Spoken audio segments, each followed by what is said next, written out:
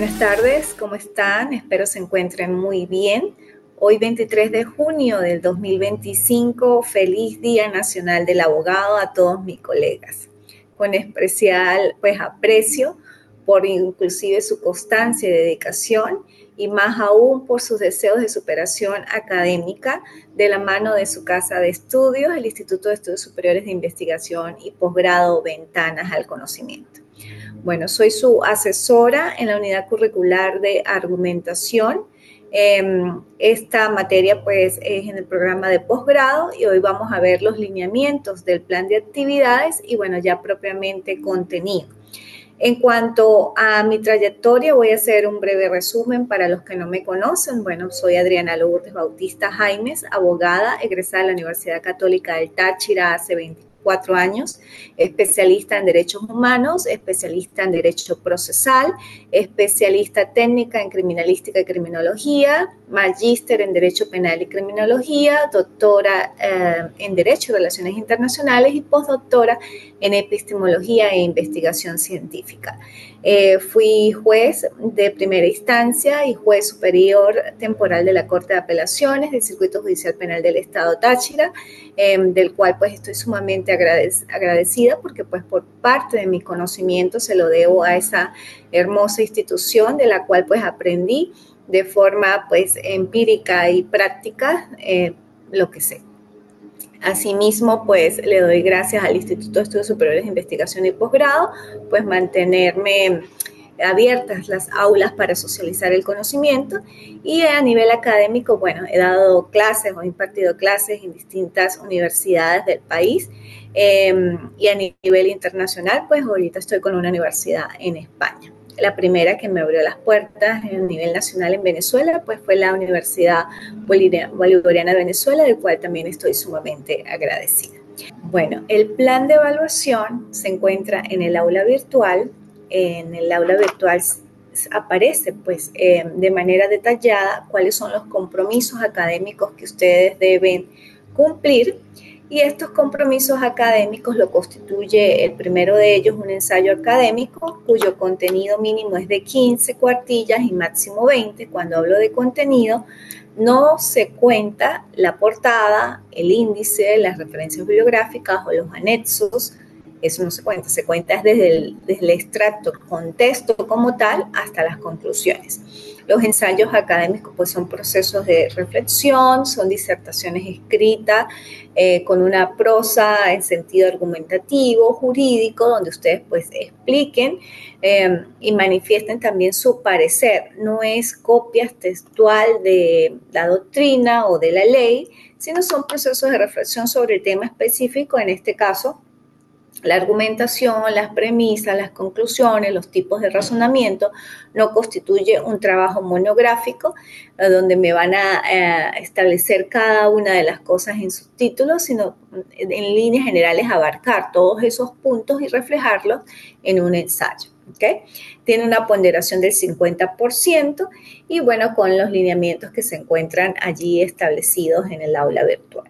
El segundo compromiso académico es una exposición virtual que debe ser entre 3 y 7 minutos, máximo hasta 10 o máximo hasta 7, a los fines de que no se congestione el sistema o el medio tecnológico en el momento después de subir la actividad al canal YouTube. Deben realizarlo en canal YouTube porque la plataforma pues no les va a permitir, a menos que compriman el archivo, compriman el video, es si ustedes pues tienen esa facilidad, y si no pues lo suben al canal YouTube, y en la plataforma lo que me van a colocar es el enlace donde me va a redireccionar a la verificación de ese video.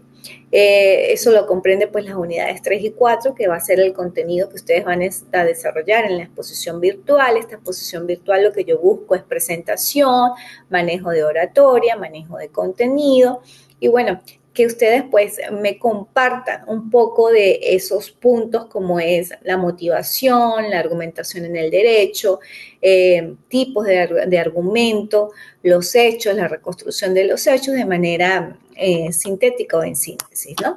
También tiene pues una ponderación del 50% para un total pues del 100%. Esto está permitido para ser entregado en el aula virtual desde el día de hoy hasta el 27 de julio. Totalmente pues disponible, tiene fechas allí límites, esas fechas son a los fines de que no se les congestionen las actividades y no puedan pues ingresarlas y dar cumplimiento antes de esa fecha o hasta el 27 de julio. Si por algún motivo tienen alguna duda, inquietud, pues se pueden comunicar conmigo a través de la mensajería del aula virtual y con gusto pues les aclararé las dudas, o si quieren socializar algún tipo de conocimiento, pues también por la mensajería me pueden exponer lo que consideren, lo que bien tengan. Bueno, ese es el plan de actividades. Ahora bien, vamos a ver lo que es la argumentación como tal. La argumentación es el proceso mediante el cual se presentan razonamientos. Esto lo han dicho varios autores y efectivamente pues se presentan esa forma o esa capacidad de razonar para respaldar o refutar una idea, una opinión o tesis. Su objetivo pues puede ser, entre otros, convencer, persuadir o simplemente explicar de manera lógica y coherente. Por eso constituyen los procesos de razonamiento y si bien ustedes pueden como rebobinar o verificar, desde el momento que nos levantamos, argumentamos. Todos los días argumentamos, damos procesos de razonamiento, sea para explicar algo, sea para conversar y en el momento de la conversación exponer o fijar posición sobre un punto o un aspecto específico, pero durante el día estamos haciendo procesos inclusive argumentativos y lógicamente que procesos de razonamiento. ¿Qué es el razonamiento como tal? Es el proceso mental mediante el cual una persona analiza, interpreta y conecta ideas para llegar ¿a qué? A una conclusión. Es una herramienta fundamental del pensamiento lógico y crítico y nos permite pues resolver problemas, tomar decisiones, justificar creencias y construir conocimiento. Eso es el razonamiento. Son procesos lógicos donde se analiza, donde se interpreta, donde se conectan ideas. Efectivamente, ¿qué estoy haciendo yo hoy aquí? Estoy haciendo un proceso de razonamiento, pero argumentativo, para explicar efectivamente una unidad curricular prevista en una malla curricular a su vez de un instituto de estudios superiores de grado alto, académico propiamente. Esos son procesos de razonamiento, procesos argumentativos donde yo comparto el conocimiento, lo socializo con ustedes, pero también hago procesos de razonamiento, argumentación y puntos de vista, donde voy a verificar inclusive otros autores y sus procesos de razonamiento, pero también donde voy a exponer mi propia opinión o mi punto de vista. Eso es la argumentación y es un proceso pues netamente de razonamiento. ¿Cómo funciona el razonamiento? Parte de premisas, afirmaciones o datos previos y mediante reglas lógicas se llega a una conclusión. Por ejemplo, todos los humanos, el ejemplo típico de la doctrina, todos los humanos son mortales. Esa sería la premisa 1. La premisa 2, por decir Sócrates, Aristóteles, Platón o Adriana, es humana. Conclusión, pues Adriana es mortal. Si todos los humanos son mortales y supongamos Adriana es una humana, pues Adriana sería mortal, o Sócrates es mortal, o Aristóteles es mortal, ¿ok? Esto es un ejemplo de razonamiento deductivo, que es uno de los tipos más comunes que en el desarrollo de la clase, pues vamos a ver qué es ese razonamiento deductivo, y tenemos que el razonamiento deductivo parte de los principios generales para llegar a una conclusión específica, o sea, de lo general a lo particular. Imagínense un círculo, ¿no? El círculo es la parte general, vamos a llegar al centro del círculo, entonces parto de lo general para ingresar al punto específico, al eje de ese círculo, que sería el deductivo. Entonces parte de los principios generales para llegar a conclusiones específicas. Si las premisas son verdaderas, la conclusión lo es necesariamente. Inductivo, parte de casos particulares para llegar a una generalización, entonces de adentro hacia afuera. Vamos otra vez con el círculo. En el eje central es la parte central, el punto. De ahí vamos a hacer el análisis inductivo, de adentro hacia afuera. ¿Okay? No garantiza la verdad, pero pues lo hace probable, pero son métodos o principios, tipos de razonamiento. Aductivo propone la mejor explicación posible a partir de hechos observados. Es común en diagnósticos médicos o investigaciones criminales. Son explicaciones que hacen inclusive uso de los otros tipos de razonamiento deductivo, inductivo, como para tener una generalidad en ese análisis como tal. El hipotético deductivo se usa en la ciencia, parte de una hipótesis y deduce consecuencias que luego se contrastan con la realidad. Por eso es hipotético deductivo. ¿Por qué es importante? A ver, el razonamiento pues nos permite evaluar argumentos y detectar falacias, engaños, que también lo vamos a ver en el desarrollo de la clase, resolver problemas complejos, tomar decisiones, comunicar ideas de forma clara y convincente. Es muy necesario tener ese tipo de proceso para efectivamente que nuestras ideas puedan ser comprendidas y evaluadas por la persona que las esté recibiendo o por el receptor. Estructura de un argumento, premisas y conclusión. Un argumento se compone en dos partes esenciales. Las premisas, que son las afirmaciones o proposiciones que sirven de base. Pueden ser hechos, datos, observaciones o creencias aceptadas. Una conclusión, que es la idea que se deriva lógicamente de esas premisas. Representa el punto que se quiere probar o defender. Un ejemplo simple, por decir, premisa 1, sería: todos los mamíferos tienen corazón. Premisa 2, el perro es un mamífero. Conclusión, el perro tiene corazón. Efectivamente, pues se parte de ese punto para llegar a una conclusión que la da, pues lógicamente, las premisas para llegar a esa conclusión. ¿Cómo argumentar? Para argumentar es necesario tener buena comunicación, pero lógicamente tener claridad. Define pues con precisión su tesis o punto de vista, o sea, sin rodeos. Es muy importante para nosotros que los procesos argumentativos sean claros, sean puntuales, no divaguemos o no lleguemos a un mismo punto, que también lo vamos a ver más adelante en las falacias o en los silogismos de orden circular, que es dar la misma y hablar sobre el mismo punto para llegar al inicio. O sea, hay que ser claros, puntuales, precisos. Relevancias. Usa premisas relacionadas directamente con la conclusión. Lógicamente que debe tener relevancia el proceso argumentativo, el proceso de razonamiento que estamos realizando, porque si no tiene relevancia con lo que el tema que estamos discutiendo, pues pierde sentido ese proceso de argumentación, ¿no? Coherencia lógica. Asegurarse de que la conclusión se derive de las premisas.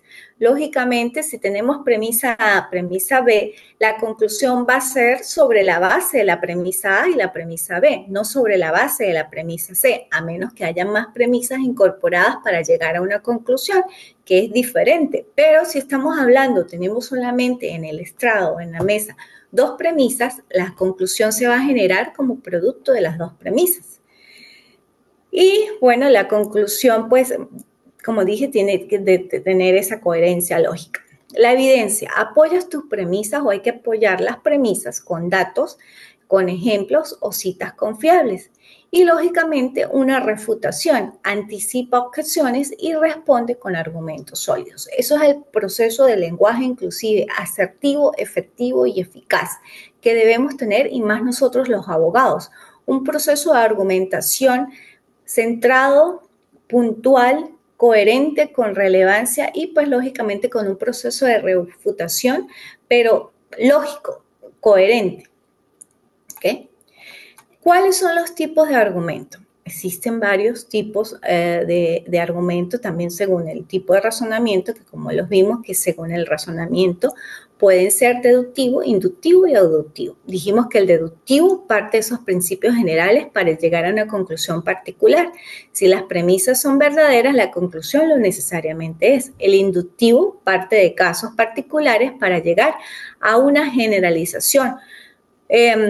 No necesariamente garantiza la verdad, pero efectivamente pues hay ese proceso de razonamiento. Y el aductivo propone la mejor explicación posible a partir de las observaciones. Según el contenido, tenemos de autoridad, se apoya en la opinión de expertos, lógicamente personas que tienen pues mucho más conocimiento, son conocedores de un punto específico, de un área específica. Causal, establece una relación de causa y efecto. Por analogía, compara dos situaciones similares, moral o ético, apela a valores o principios históricos, usa hechos del pasado como base. ¿Okay? Esos son los argumentos según el contenido. ¿Cuáles son las diferencias fundamentales entre un argumento deductivo y un argumento inductivo? En cuanto a la dirección del razonamiento, se puede decir que el argumento deductivo pues, va de lo general a lo particular, el inductivo de lo particular a lo general. En relación con las premisas o la conclusión, se dice que el argumento deductivo, si las premisas son verdaderas, la conclusión necesariamente es verdadera. En cambio, en el argumento inductivo, las premisas hacen probable, pero no garantizan la conclusión. En cuanto al grado de certeza, en el argumento deductivo hay alta certeza, hay una conclusión prácticamente obligatoria si el razonamiento es válido, por supuesto. Y el argumento inductivo hay una probabilidad. La conclusión puede ser falsa, aunque las premisas sean verdaderas. Por eso es probabilidad. Igualmente, pues en cuanto a las características, el argumento deductivo, el ejemplo común que ya indiqué, que todos los mamíferos tienen corazón, el ejemplo del perro, el perro tiene corazón, entonces el perro es un mamífero, perdón, entonces el perro pues tiene corazón. Y en el argumento inductivo pues sería, este cuervo o este pájaro es negro, ese también, aquel también probablemente, todos los cuervos son negros, pero puede ser que exista un cuervo blanco, que es excepcionalmente, pero puede pasar, ¿ok? Como en el caso del cisne negro. ¿Cuándo usar cada uno? El deductivo, bueno, es ideal para matemáticas, lógica, situaciones donde se parte de leyes o principios universales, y el inductivo como las ciencias empíricas, investigaciones sociales, razonamientos cotidianos, donde se observan, pues, patrones. ¿Ok? Para preguntarse, bueno, ¿cuál sería el más fuerte? Pues va a depender del contexto, de lo que tú quieras, en todo caso, razonar o quieras argumentar, ¿no? El deductivo pudiera decirse que es más fuerte en términos de validez de lógica, pero el inductivo, pues, es más útil cuando no tenemos leyes generales y necesitamos construir un conocimiento a partir de esa experiencia, ¿no? La historia de los argumentos es esencial, la historia del pensamiento humano organizado y bueno, desde los primeros intentos o de los primeros avistamientos de argumentos, cuando Sócrates y Platón, pues siempre ha sido para, de una otra forma, persuadir o disuadir, ¿no? A la sociedad. Igualmente, pues se observa que estos estilos de argumentos pudiera decirse que se originan desde la antigüedad, en Grecia y Roma, con los sofistas. En el siglo pues, V antes de Cristo, los sofistas enseñaban retórica y persuasión, aunque eran criticados por los relativistas, fueron los primeros en el arte de argumentar. Luego, pues, Sócrates, Platón, Aristóteles. Sócrates introdujo el diálogo como método de búsqueda de la verdad, por eso se habla inclusive del método socrático. Platón lo desarrolló en sus diálogos y Aristóteles pues sistematizó la lógica y la retórica como el arte del discurso, ¿no? Su obra retórica definió la argumentación como el arte de persuadir mediante el logos, que es la razón, ethos, la credibilidad y pathos, la emoción. Entonces, inclusive la emoción se encuentra presente en los procesos de argumentación y de discurso, ¿no? Que pues llevan a las personas a hacer esos procesos inclusive de argumentación con base a un estilo puntual de preguntas, respuestas, de diálogos y demás. En la Edad Media, pues hubo una argumentación un poco más teológica, se pudiera decir. La argumentación se centró en la defensa de la fe. Santo Tomás de Aquino, pues uno de sus principales como precursores, por ejemplo, usó la lógica aristotélica para demostrar la existencia de Dios en su suma teleológica o teológica. Se desarrollaron formas como de disputa o de resolver conflictos y de debates formales entre los teólogos, ¿no? En la Ilustración, pues, se habló allí un poco más de la razón y de la ciencia.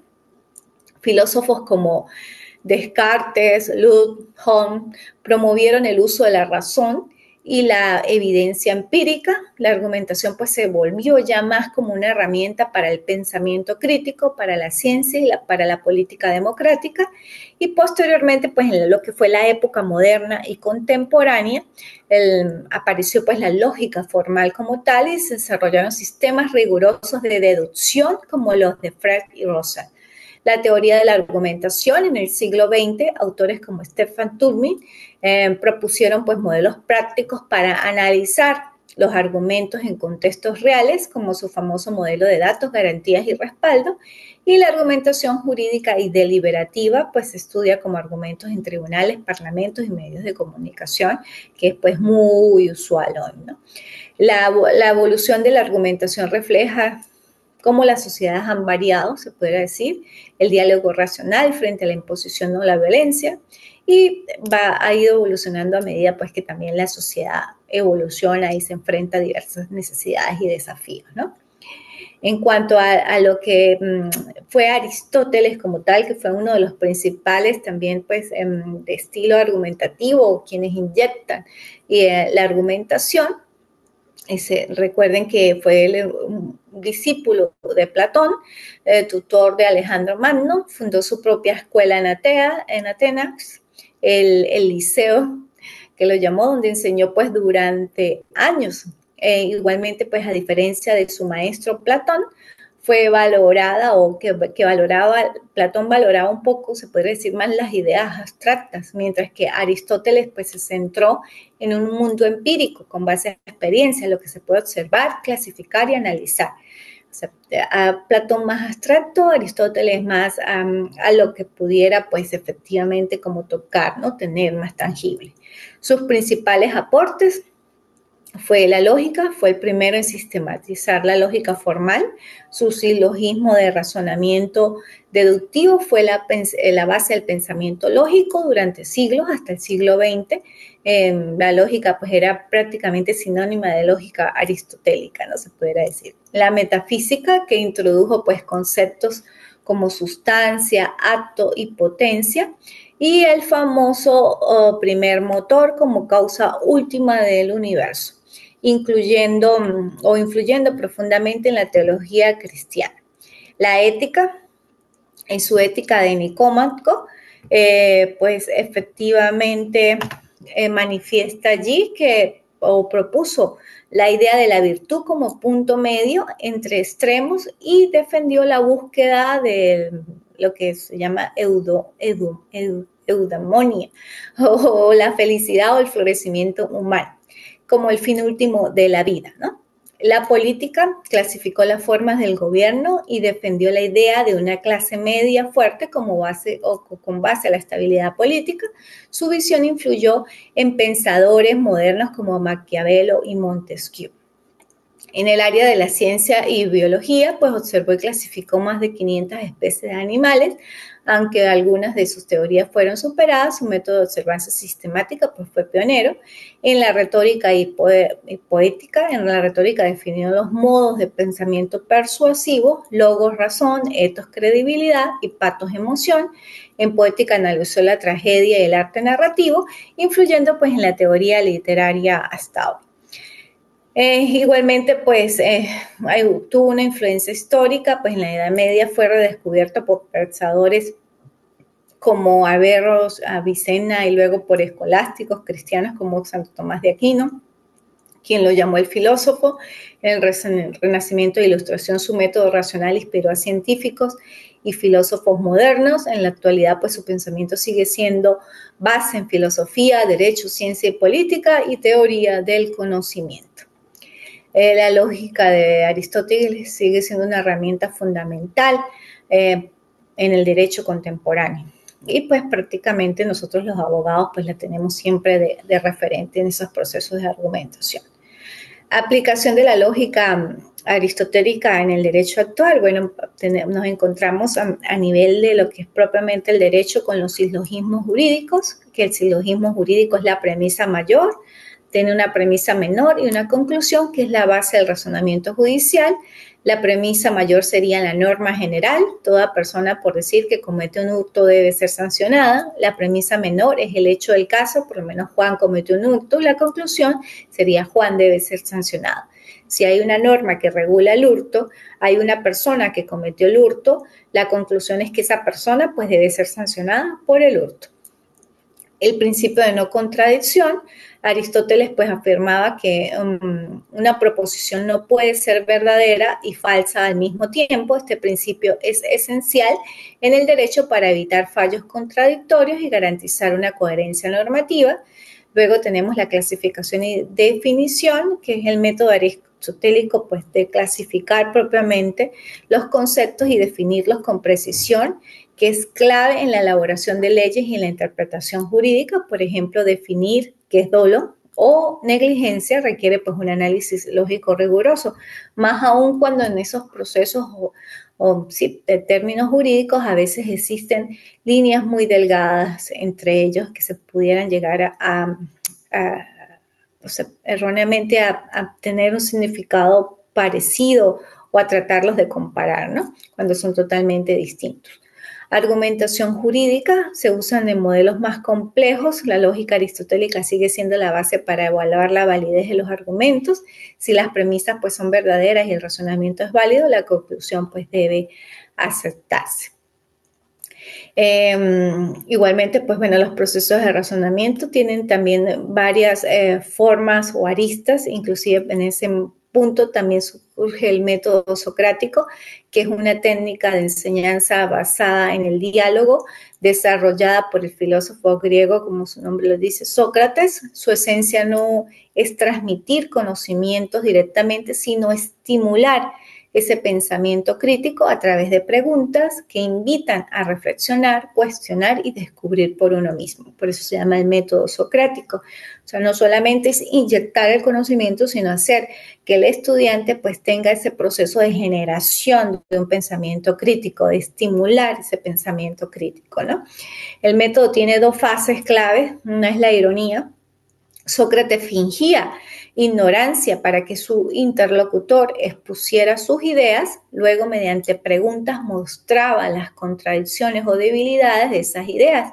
Y la mayéutica, que significa como dar a luz al conocimiento. Sócrates guiaba al otro para que mediante el diálogo llegara a conclusiones propias y más sólidas. Por eso se llama, los procesos claves en ese método socrático se encuentran la ironía y la mayéutica. Una se impulsa, hace o estimula al estudiante para que genere ese pensamiento crítico, y al generar ese pensamiento crítico pues da a luz al conocimiento, que es propiamente la mayéutica. En clase se puede aplicar a los estudiantes a través de una enseñanza activa, dialógica y reflexiva, con preguntas abiertas. Por lo menos el docente puede plantear preguntas que no tienen una única respuesta correcta para fomentar el análisis.